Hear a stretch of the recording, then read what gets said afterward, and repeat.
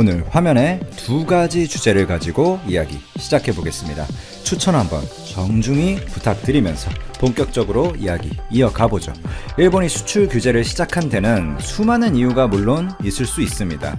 표면적인 이유로는 위안부 판결이나 안보 이슈도 있을 수 있고, 일각에서는 미국, 일본, 한국으로 이어지는 어떤 경제 위기의 질서 확립을 예로 드는 전문가도 있고, 일본의 개헌을 언급하는 전문가도 있었습니다만, 큰 틀에서 일본이 한국을 어떤 이유로든 분명히 경제적으로 견제하는 모션을 취한 것은 팩트죠. 그 견제, 그 수출 규제의 핵심엔 단연 삼성이라는 기업이 있었습니다. 3종 소재 모두 삼성에게 직격타가 미치는 소재였고, 특히 EUV용 포토레지스트 같은 경우는 현재는 국내에서 오로지 삼성만이, 세계적으로도 TSMC와 삼성 단 두 개사만이 활용하므로 삼성만을 위한 견제였다고 봐도 무방합니다.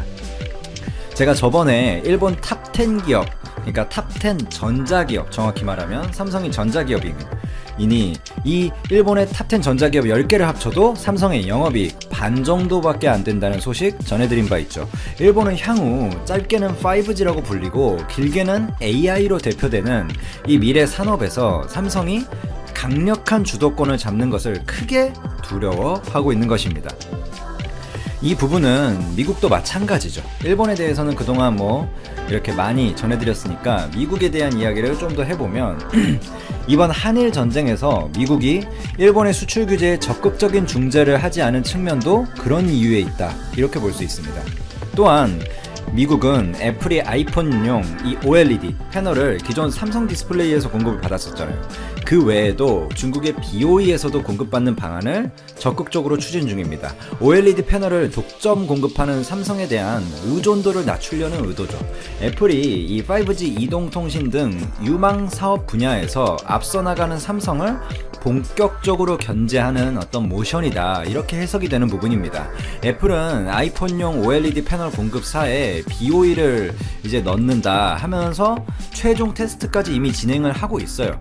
이런 테스트는 당연히 올해 말 정도면 결론이 날 것 같고, 애플이 이제 BOE의 어떤 제품이 품질 기준을 통과하면 내년 출시 예정인 아이폰부터 중국산 패널 비중을 높여갈 계획인 것으로 알려져 있습니다. 애플이 2017년 아이폰 X 때죠, 줄곧 삼성에서 그때부터 OLED 패널을 독점 공급받고 있는데 그동안 단 한 번도 어떤 품질 이슈가 생긴 적이 없습니다. 그런 상황에서 이런 애플의 행보는 삼성 견제로 해석하는 전문가들이 많죠. BOE를 활용해서 삼성 제품의 가격을 낮추고 어떤 공급처 다변화, 그런 측면에서의 움직임이다, 이렇게 볼 수도 있는 거죠. 장기적으로는 결국엔 삼성의 미래 산업 경쟁력에 대해서 어떤 두려움이 깔려 있다, 밑바탕에, 이렇게 볼 수 있습니다. 최근에 팀 쿡, 애플 CEO죠. 여름휴가 도중에 또 도널드 트럼프 미국 대통령을 찾아가서 이런 말을 했어요.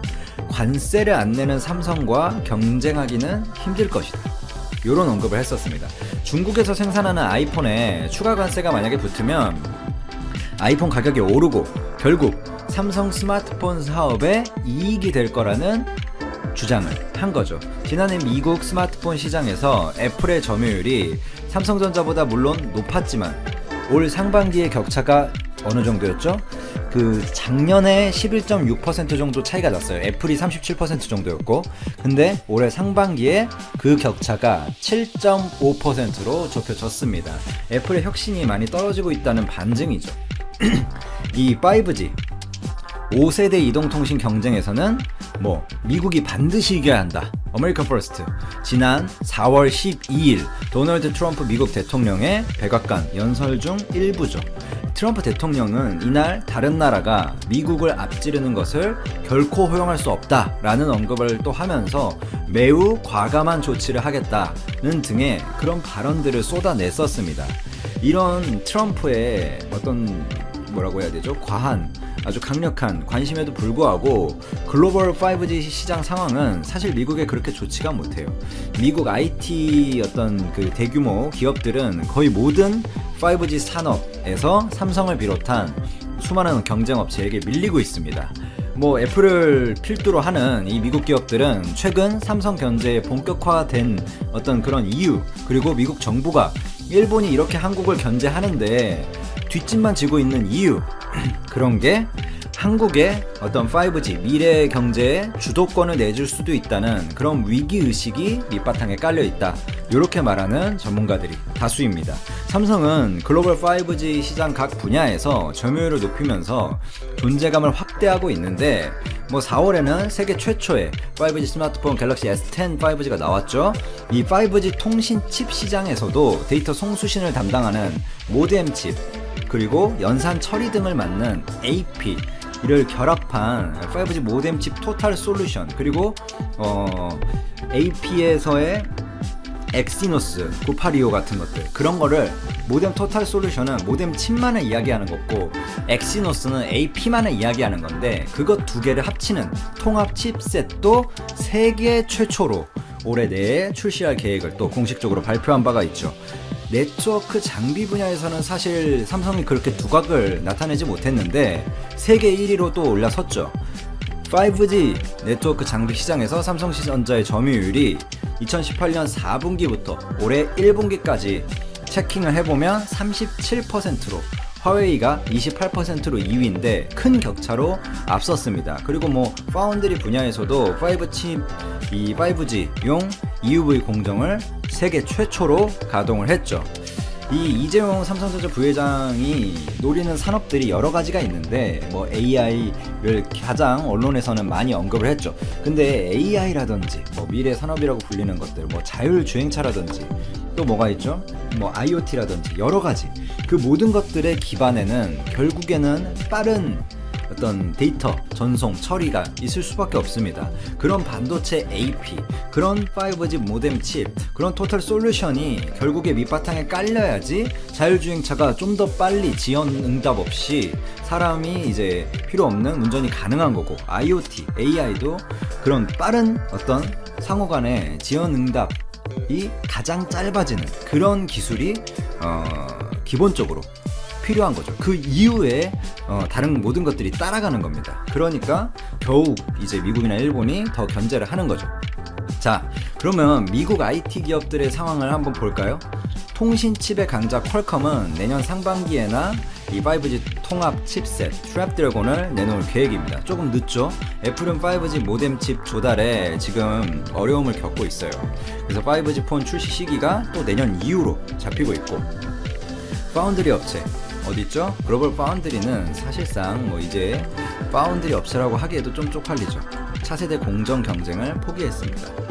미국 마이크론은 차세대 반도체 개발을 위해 최근 일본 공장에 2조 4천억 원을 투자한다고 발표를 했는데, 이 파운드리 1위 업체 대만 TSMC도 어떤 일본 수출 규제로 삼성이 고객이 뭐 TSMC로 갈 거다라는 언론 플레이를 하고 있어요.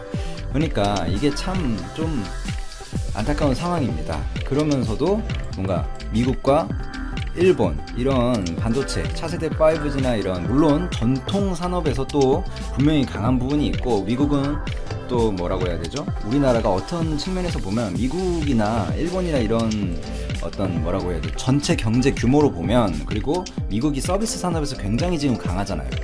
그런 넷플릭스라든지 페이스북이라든지 그런 기업들을 한번 살펴보면 마이크로소프트도 지금 클라우드 산업에서 아주 강력하죠. 그러니까 제가 지금 뭐 미국이나 일본의 전체 경제 규모를 이야기하는 게 아닙니다. 당연히 우리나라가 미국이나 일본의 그런 규모로 보면 크게 뒤처지는 것이 팩트지만, 현재 미래 산업의 한 축을 담당하고 있는 가장 기반이라고도 할 수 있는 분야에서 거대 기업들이 삼성을 강력하게 견제하고 있는 것 또한 분명한 팩트입니다. 자, 뭐 더 자세히 이야기하기에는 또 얘기가 길어질 수 있으니 뭐 이 정도로 마무리하면 될 것 같아요. 근데 또 얼마 전에 뉴스가 나왔죠.